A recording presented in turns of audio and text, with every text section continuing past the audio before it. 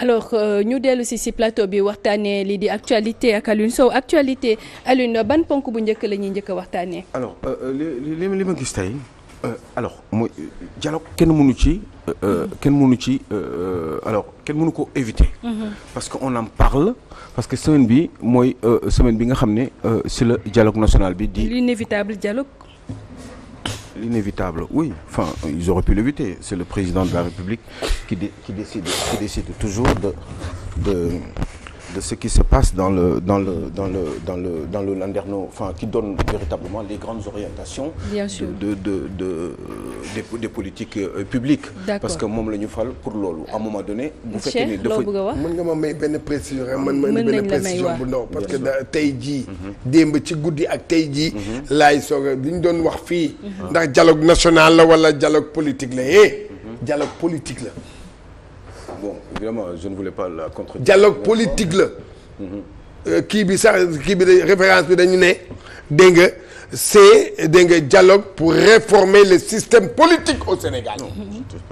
dialogue politique la. waa déggoo du dialogue national. mais dama ne biñ ko doon def ñoom ñoo def loolu par exemple mais le chef de l'État Macky Sall bi mu koy instauré c'était un dialogue national. maintenant dialogue national boobu noonu. dafa amoon ay commission maintenant commission yooyu am na commission politique boo xamante ne si nañuy waxtaanee lépp loo xamante ne moo di processus électoral am commission boo xamante ne mooy dund bu cher beeg lépp mu am ay commission même dialogue politique bii nii tamit en même temps noonu la dafa am ay commission yoo xamante ne dañ koy teg c'est tout simplement ça.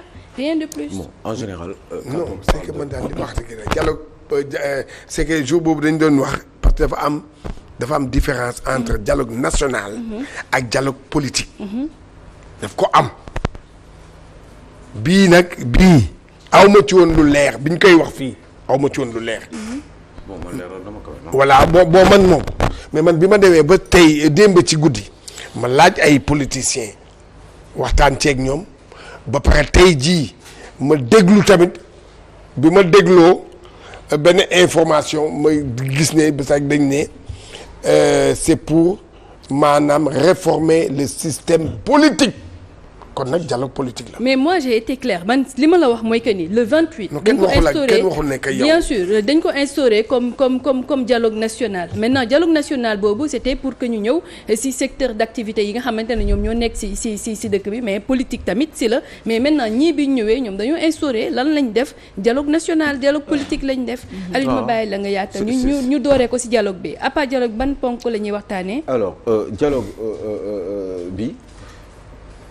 J'avais juste envie de dire que ni c'est aujourd'hui semaine bi dañu nar a def dialogue boo xam ne président de la République évidemment Macky Sall dialogue national la doon wax moom la décrété woon def ko la date du 28 il me semble mu doon une date officielle boo xam ne chaque 28 mai dañuy def dialogue national.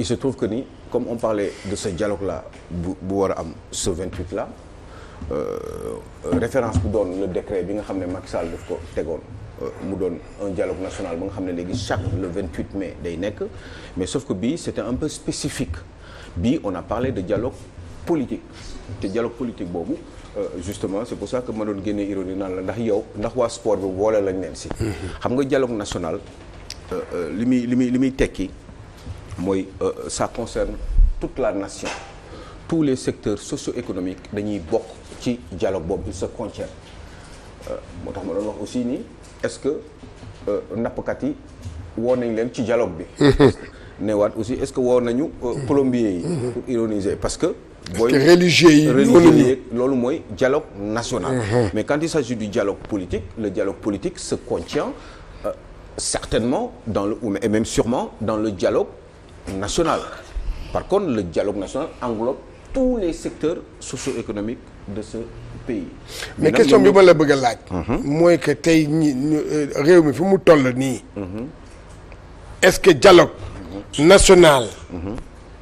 moo mën a régler problème yi Sénégal nii fu mu nekk nii lan la soxla nii dialogue national la soxla. wala dialogue politique. moi je pense que ni dialogue nii à l'heure actuelle. Après un an de justement l'arrivée d'un nouveau régime justement dirigé par Bassirou Diomaye Faye li ñu gën a soxla vu le contexte politique maanaam maa ngi koy wax démb xaw ma bët ki démb un président de la République qui arrive avec une majorité écrasante au premier tour ñu fal ko loolu musul am ci histoire république daan na am deuxième tour ay ñoom Macky Sall di retrouver wu au deuxième tour avec 65% wala yooyu mais au premier tour ci histoire élection Sénégal un président de la République il me semble musul gagner élection présidentielle au premier tour donc bii ça voudrait dire que au premier tour il y a toujours le deuxième tour Abdou Diouf gagné le premier tour. ban année loolu 83. am na bien sûr. mooy bi ñu koy doog a oui ok. 83 gagné na au premier tour. boobu. ñu ñëw après 83 même 93 def naa. 93 même 80. waaw tegle na ñetti élection di gagné au premier tour. 88 bi moom moo métti. am yëpp di gagné premier tour. 88 bi moo métti woon. waaw. waaw bah je sais pas tegle na te Alioune fi muy waxee est-ce que nekkul ci écart bi. c'est-à-dire majorité bi. Bassirou maanaam gagné boo xamante ne amul maanaam wélbét gàng daal. maanaam daan la ba toog sa kaw noonu la demee woon noonu la demee woon mais non c'est-à-dire que daan bi kenn waranteewu ko. mais xam ngeen période boobu gis ngeen ni toujours dañ doon wax ni dañ doon sàcc élection yi. je ne sais pas si vous en souvenez. Ablaye Wade toujours da daan ak le PDS ak ñi ko doon ñu ne ay alliés dañ doon wax toujours ni. ñii dañu Abdou Diouf dafa sàcc élection yi musuñu ces élections ont toujours été contestées en fait ci côté contestation bi laa doon wax bii nii kenn werante wu werante bi avant la amoon mais bii nii dafa am 54% des votants dans ce pays là ñoom ñoo jël ñu ne yow Bassirou Diomaye Faye yéen la ñu àndal yéen la ñu bëgg muy jël bu amul benn werante maanaam jël bu amul benn werante Macky Sall ñaata la amoon dernière élection 65%. Macky Sall laa wax waaw mais deuxième tour 65. non waxuma loolu de dama ne Macky Sall ci élection 2019 bi ñaata la amoon. ba ay 60 et quelques %. 58% pardon. C'était au premier tour. waaw au premier tour la gagné 58%. C'était au premier tour. waaw Macky Sall premier tour la gagné amul deuxième tour. Macky Sall. ba écoute kon xam naa affaire dama ko xaw a Macky Sall premier tour. waaw d'accord moo ëpp score kii Diomaye. du Diomaye 54%. mooy lan mooy 2019 bi. waaw mais kenn contesté wu. non. si. non si c'était contesté kay. bon. non c'était contesté kay. non Macky Sall deuxième mandat. est-ce que bii nii non c'est que doo dégg même bii am na ñu doon contesté. non bii moom kenn contesté. non c'est que bii gars yi dem nañu yow yaa ngi fàtte ñii dugal nañu recours. xam nga Macky Sall premier tour boobu sax bu dee am na loolu. moom c'était un candidat sortant. ah voilà loolu ngay wax voilà loolu. xam nga lan ngay wax non xam nga lan ngay wax il faut nga da ngay repenser waat sa kii mooy que xam nga looy wax da ngay ne. ku jugee opposition. fu lay waxee opposition ñëw gagné au premier tour largement loolu boo ko wax voilà. d'accord ñu bàyyi la yaatal. xëy na peut-être dama ko doon allongé rek. voilà c'est ça c'est comme ça. l'idée de fond. mais en tout cas une chose est sûre mooy loolu jot a am. ça fait que ni effectivement bu ma ñëwee dellu si ci sa question. da ngay xam ni xëy na peut-être que ni dialogue bi pour man dialogue bi amul njëriñ. parce que yow ñëw nañ nee nañ la. jox nañ la pour ngeen changer parce que on veut une rupture définitive rupture boobu nag ci yéen lañ ko yaakaar parce que gis nañ ni am ngeen ay solution gis nañ ni seen projet bi ngeen teg ñun am nañ ci yaakaar donc ñun sénégalais yi dans notre majorité ñiy falaate nee nañu ñun yow la ñu bëgg yow opposant ñii nii nañ fi jóge opposant mos na gagné au premier tour au Sénégal. opposant amul. opposant waaw au premier tour amul. opposant sûr ah. Wade ak Abdoulaye ak. non au deuxième tour c'était au deuxième tour. deuxième musul am. opposant bu gagné au premier tour amul Sénégal. bii kon leer na ndaañ. salaamaaleykum maaleykum salaam ñu am ñetti weer ñu ne non affaire bi du ñu yem foofu. parce que comme yéen da ngeen bëgg aussi ñu jox leen une majorité à l'Assemblée nationale parce que da ngeen ne yéen wax dëgg yàlla ñun am nañ tellement yaakaar si yéen que ni di leen joxaat majorité joxuñu leen majorité bu ndaw écrasant vous avez juste besoin de 100 députés pour mën a dérouler normalement mais gars yi nee nañu dañ leen si tegal yeneen fanweeri députés muy 130 députés à l'Assemblée nationale donc yéen vous êtes partis normalement leneen ngeen war a ñëw def mooy ngeen ñëw rek dérouler parce que yéen xam ngeen lépp comprendre ngeen lépp maîtriser ngeen lépp vous êtes juste là pour dérouler surtout que vous avez la confiance du peuple. dañ leen a jox fetal jox leen ay bal. tiire doo nga ci des. ba pare joxal la ay réserve. waaw. pour au cas où. ak ay gilet pare-balles jox la lépp. léegi bu ñu la joxee loolu ba pare ba nga toll ci niveau boobu. wax dëgg yàlla li nga war a def mooy li nga xam li tax ñu nga doon ko xeex pendant fukki at pour defaraat réew mi ci ay diir yu gàtt nit ñi am ci yaakaar parce que coono yi bari na ba nga xam ne ils étaient tellement pressés les Sénégalais que gëm nañ ni yéen da ngeen koy ñëw ngeen dóor mu daanu wax bi jeex. Et le constat. Le constat mooy on parle de dialogue mais dialogue bii nii même bu fekkoon sax le 28 dañ ko officialiser ak yooyu mais dañ ko waruñu koon def dañu waroon rek liggéey pour une première fois. première année bi sax ñu ne non amuñu temps wu ay dialogue ñun tellement qu'on est pressé tellement que dañu yàkkamti tellement bi liggéey bi bari na tellement que dañuy dérouler foofu am naa question de mooy xam nga ñu ngi wàcc li nga xamante ne moo di local yi élection locale yi maintenant si dialogue bi bokk na si li ñuy waxtaanee si muy le processus électoral bokk na également si li ñuy waxtaanee mooy le multipartisme maanaam parti yi nga xamante ne bëri nañ on parle de plus de 300 partis maintenant yooyu noonu yëpp dañuy ñëwaat ñu xool rationalisation de ces partis est-ce que tamit waxtaan bi tamit même bu fekkee ne nar nañ ko waxtaan est-ce que waru ñu xool même bu fekkee ne jóge nañ ci assises yi l'importance mooy ñu appliquer li nga xamante ne jëlee nañ ko fa parce que on parle d'un pays en ruine et que élection aussi les élections coûtent cher.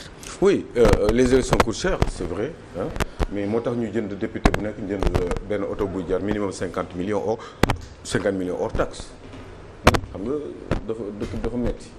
non waxuñ député yi de kii laa wax. non da nga ne dafa cher da nga ne dañu waroon liggéey ci loolu ma ne la il faut pas dire une chose et son contraire. bien sûr ah donc bu fekkee ni da nga wax ni affaire bi dafa dëgër dañuy xaar ba déwén xëy na mu tane mais du ñu enchaîner tout de suite parce que war nañ ko mën a muñ Sénégal yi bu ñu waree mën a muñ duñu di ñàkk paas di dem wut di dóor waar pour am dara pour yóbbu seen kër député yi war nañu mën a muñ loolu surtout que ni ñoom dañu jóg pour un don de soi comme je le dis souvent donc ils auraient pu le faire pourquoi tu rigoles c'est la vérité. parce que moi je parlais local. non mais d'accord mais xam nga da nga ne parce que élection yi dafa cher. mais am na yoo xam ne bu ñu ko dajalee xaalis boobu bi ñu dajee li ñu jëndee oto yeeg yooyu ak tuuti ay weccet sur le train de vie de l'État dajale ko mais mën nañ def ay élections locales sans problème bu fekkee ne loolu rek mooy problème bi xaalis bi dafa cher foofu parce que je crois que ni loolu mooy ëpp pour l'intérêt général yaa ngi dégg donc moi je pense que ni dialogue bi amul njëriñ parce que finalement ñoom li ñu war a def mooy dem mais dóor mu daanu mais ils ont les idées ils ont les solutions mën nañu xam nañ fi ñu jëm ñu ngi ci seen yoon jox nañ leen lépp mais li ñu war a def mooy dérouler mbir yi dox comme ni ñu ko waxee woon parce que ñoom ñoo ko leeraloon ne mën na nekk wa dès l'instant que ni affaire bi nag posé na problème peut-être que ni ñu xalaat ni il faut que peut-être ñu wut ay stratagème pour toog waxtaane ay mbir éventuellement jéem a jël ñeneen dugal leen ci gouvernement bi nga xam ne xëy na dina ñëw dans les prochains mois ou prochaine semaine même. d'accord moo tax ngay gis ay nit ñoo xam ne. mais dootoo leen woon dégg ci dialogue ci politique ñuy wax sax wala di wane seen bopp ci réew mi ñuy profité demaale ci dialogue boobu pour se faire voir. léegi deuxième point bi. deuxième point bi mooy le Sénégal tient debout ah. tiens debout. Ousmane Sonko nee na yu bari dañ ñoo koo xañ. ci àdduna bi sans doute parce que xëy na peut-être que li El Malick Seck waxoon président de l'Assemblée nationale ni suñuy noon dañ ñoo jiitu ci suñuy bailleurs yi suñuy investisseurs yi xëy na peut-être c'est à cause de ça. mu wax loolu Ousmane Sonko tamit ñëw dabali nee na malgré xeex yi ñuy xeex yëpp ci àdduna bi li ñu waroon jox yëpp eh bien jox ñu ko mais le Sénégal tient debout. Mais le Sénégal tient debout certainement parce que ils ont eu à trouver d'autres sources d'argent mais sources yooyu fan la jóge. C'est-à-dire que ni il faut ñu leeral ñu ko il faut ñu wax ñu malgré difficulté yooyu yëpp c'est vrai que lépp nañu plus de 4000 milliards xaalis boobu. sa micro bi. xaalis boobu fan la jógee. xaalis bi fu mu jógee est-ce que dañ ci def ay projet d'investissement yoo xam ne commencé na di leer ci bëtu sénégalais yi. wala est-ce que c'est juste pour assurer en attendant les frais de fonctionnement parce que état il faut muy dox. il faut ñuy fay salaire yi il faut que ñuy organiser il faut que ñuy voyager il faut que ñuy mbir mi di dox. le minimum waaw loolu. est-ce que du loolu foofu la weccit bu sew bi nga xam ne mi ngi jógee ci impôts yi ak ci xëy na peut-être xaalisu pétrole bi xaalisu pétrole bi ñaata la ñu jox. ñaata la ñu amagul. fan lañ ko dugal. ñaata baril. fan lañ def priorité yi. commencé nañ di si fay di ñuy fay. yenn parti yi am na parti boo xam ne surtout qui m'intéresse mooy pour un fonds intergénérationnel mooy maanaam ñi nar a ñëw ëllëg ñu bàyyi leen fi ay weccet comme fay la Norvège. dëgg la une autre partie aussi c'est pour ay investissement beneen bi aussi c'est pour que xëy na ñu mën a dund waaw yooyu yëpp détail yooyu yëpp ci xaalis bi fan lañ ko dugal.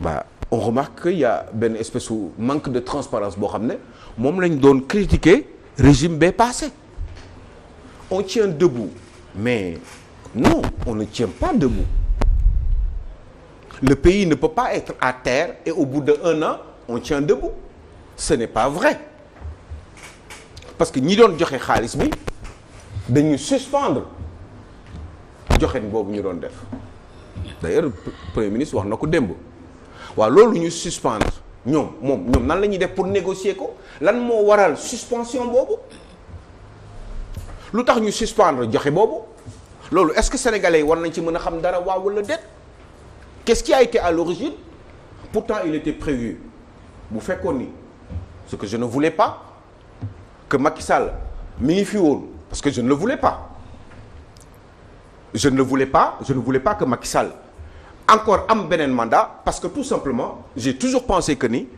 ce n'est pas spécialement le problème de Macky Sall mais à un moment donné dëkk bu tolloo ci benn niveau de corruption ak de kuma am ndey ak kuma amul ndey niveau coow am na ñoo xam ne warutuñu Macky Sall bu gagné woon bu nekkaatoon président de la République am ñu bari ñoo xam ne tey jii ñi ngi yaataa yumbee ci réew mi donc rien que pour ça il aurait fallu qu'il y ait une rupture définitive et ça je l'ai toujours dit donc rupture boobu il fallait que mu am ku mu mën a ñëw baax na c'est que ñenn ñëwi ñi rek ak yenn yàq te fi am ci réew mi rek yooyu laa mënul woon nangu man mais c'est d'une évidence que ni rupture il fallait que mu am parce que am na ñoo xam ne tey jii nii xëy na am nañ problème ñi ngi leen di dégg ak ñi ñu war a dégg ñooñu tey jii nii bu fekkoon ni Macky Sall moo fi nekkaat ba tey ñooñu kenn du wax ci ñoom yu bari du feeñ donc il fallait qu'il y ait une cassure pour dëgg feeñ ñu xam kan mooy kan même bu fekkee ni loi d'amnistie bi ñu war a abrogé wuñ ko moo nar a indi yeneen i jiixi jaaxa parce que lu bari loo am na yu bari yoo xam ne ci réew mi duñ ko mës a xam ci kan moo def lan parce que ci lu bari ci foofu la waroon feeñee ce que je regrette donc une chose est sûre moom mooy le pays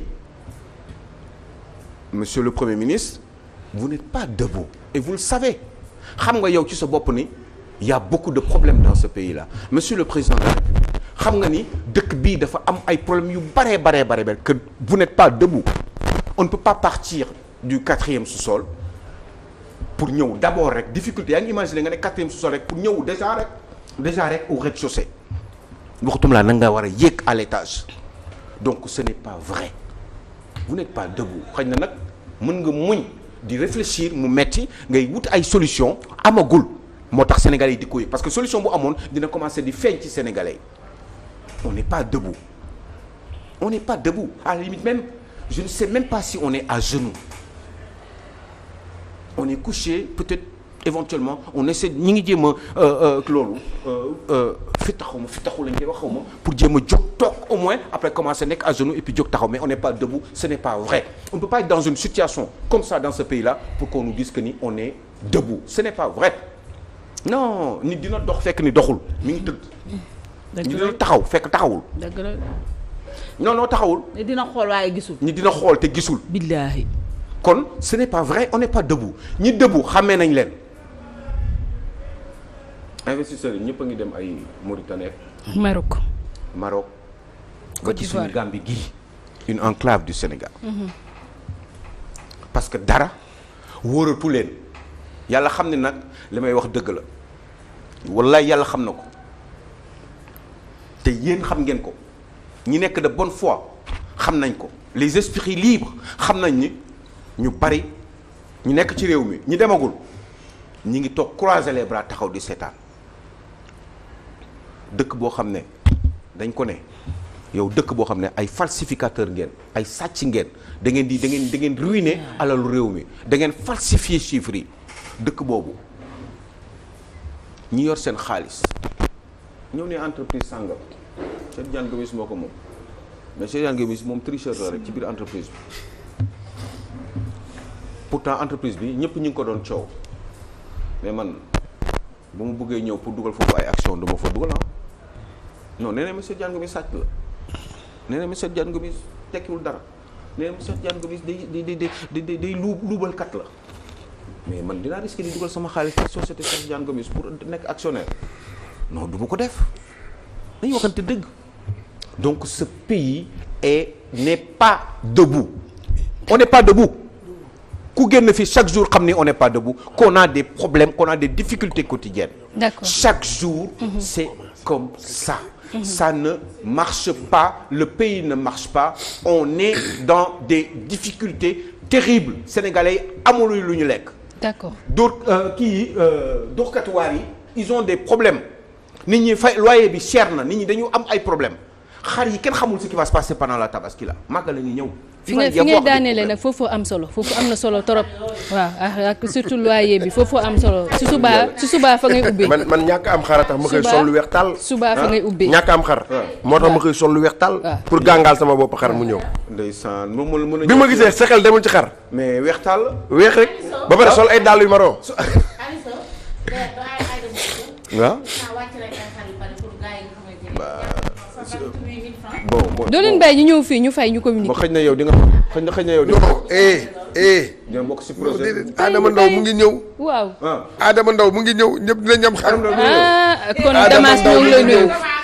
ñëpp dina ñam xar. Damas ñoo ngi lay nuyu bu baax a Adama baax. Ndaw Damas dina mu ngi ñëw ñëpp dina ñam nuyu xar. leen ko de ndaw saa nee na aram faxa borom ndukumaan. waxal mu dégg. ndaw saa nee na aram faxa borom ndukumaan gisoo ñàkk am xar a tax ma sol lu weex. Adama dimbali ñu. Adama boo ñu dimbaliwul du baax. Adama Ndaw. Adama sarax ñu.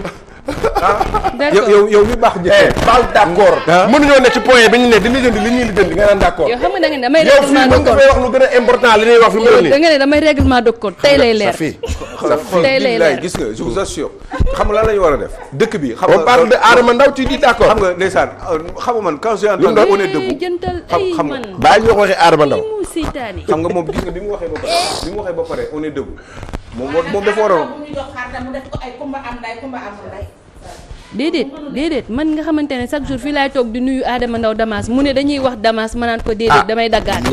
Damas bu ko dagg. mu mel yaa ni ma lay bañ ku wax Adama Ndaw fii. Damas ëpp loolu naa dagg. xanaa Cheikh Tidiane Gomis mën na ma seede ta pend mën na ma seede. Adama Ndaw ñeneen ñi kenn du may ko dagg. seetu xam nañ ne Adama Ndaw Damas chaque jour ma nuyu ko fii. Adama mu Ndaw ne kenn man du ko maay bañ ku wax Adama Ndaw Damas fii moom xanaa tey la nuyu da ngaa war a Adama Ndaw bàyyi ñu Damas fii si comme dugg plateau. nañ ci Adama Ndaw. waaw da ngay bàyyi ñu yaatal. Adama Ndaw ñëpp ay am xar. déedéet Petit deuxième. ndax nag boo ñibbee.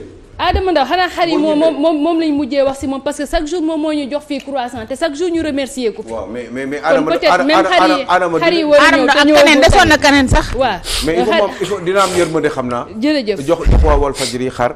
mais ñu commencé. Adama Ndaw am petit déj amul non fayam. jigéen ñi nag honneur à la dame jigéen ñi lay njëkkee Adama Ndaw jigéen ñi lay petit déj Aliou Sow jigéen ñi lay gën a yërëm. jigéen ñi lay petit gën a déj yërëm. amul fayu Adama Ndaw ma bàyyi la nga tàggatoo. yal nañu yàlla sàmm yal nañu yàlla suturaal. yàlla dëgëral suñu cër. ba musal seytaane maam suma nit ku baax bu ma xam dëkk démb maam Nganda Diagne dëkk ca HLM Grand Yoff maa ngi koy nuyu bu baax a baax di ko ziar di ko sant parce que dafa bëgg Petit Déj dafa bëgg Aliou Sow te Aliou Sow nag dafa neexul bëgg parce que dafa xaw a doy waar donc nit bu ko bëggee dañ koy ziar bu wér donc maam Nganda Diagne. sa xarit bi namoo ko. ah mun naa Moussa Sall namoo ko ok sama temps laay bañ. namu naa ko bu baax a baax. Linguère ñëw na de moom tamit xam nga Linguère. Linguère mooy kan. Linguère a ngi nii fii xam nga ko de suuf. Linguère ñëw na. force tranquille a ngi nii. Linguère ñëw na. na dafa ko rok ci plateau. mais xam nga man. ah Linguère a ngi nii de. dëkk bu métti ni ñuy takk yii nii. Abdoulaye Linguère Linguère a ngi nii. Linguère a ngi nii de. agressé mais Linguère Linguère ñëw na de. tey la lay cofaay ci plateau. Linguère xajuma si moom de. d'accord ok. soo gis nga Linguère agsi na bàyyi man ma dem naan café. li muy wax nii yëpp amul. d'accord bàyyi ñu dem pub Bintou Fall ñu dem pub te dellu si plateau. damay dem naani café. waaw nee na gëmu la bul ko may dara.